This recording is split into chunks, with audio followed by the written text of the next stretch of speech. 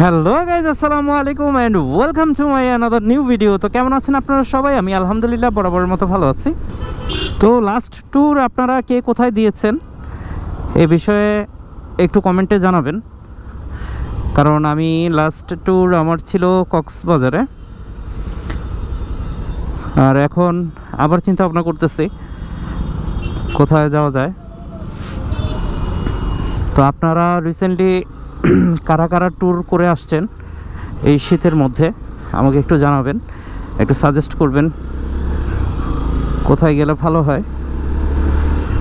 তাহলে আমি আমার গ্রুপের সাথে কথা বলে একটা গন্তব্য ফিক্সড করব।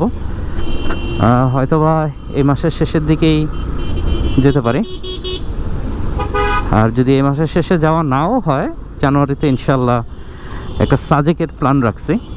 সব সিঙ্গেল রাইডার, পিলিয়ন থাকবে না, উইদাউট পিলিয়ন।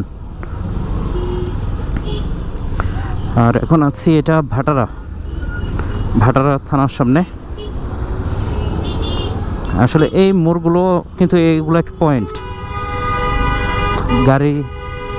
গাড়িতে ওঠার জন্য বা গাড়িতে যাওয়ার জন্যে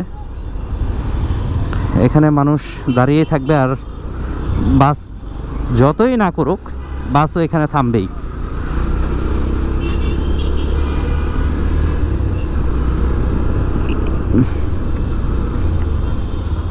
ওরে বাবা রে বাবা, কি রাস্তাটা ছিল!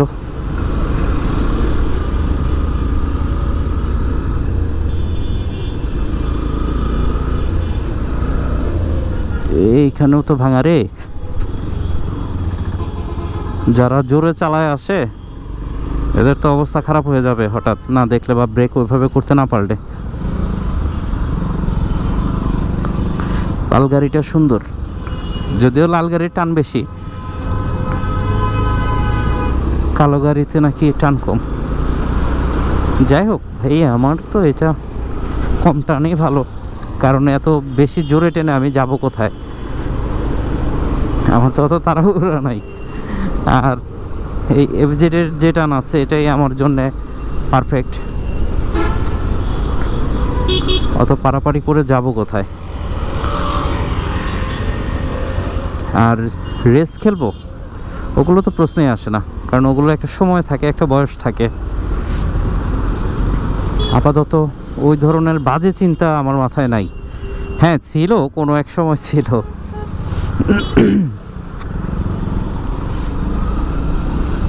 কিন্তু এখন ওই ধরনের কোনো চিন্তা ভাবনাই নাই। এখন চিন্তা ভাবনা করি কিভাবে একটু সেফ থাকা যায়, কিভাবে একটু সেফে রাইড করা যায়, এই আর কি। আর এই রাস্তাটা একটু কাজ করার দরকার, জায়গায় জায়গায় অনেক বড় বড় গর্ত।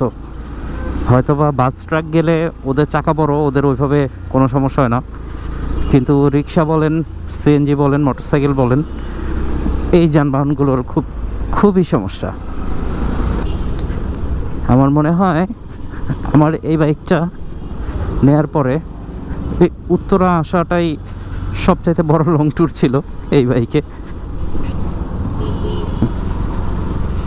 এছাড়া কোথাও যাওয়া হয় নাই, মাও যাওয়া হয় নাই।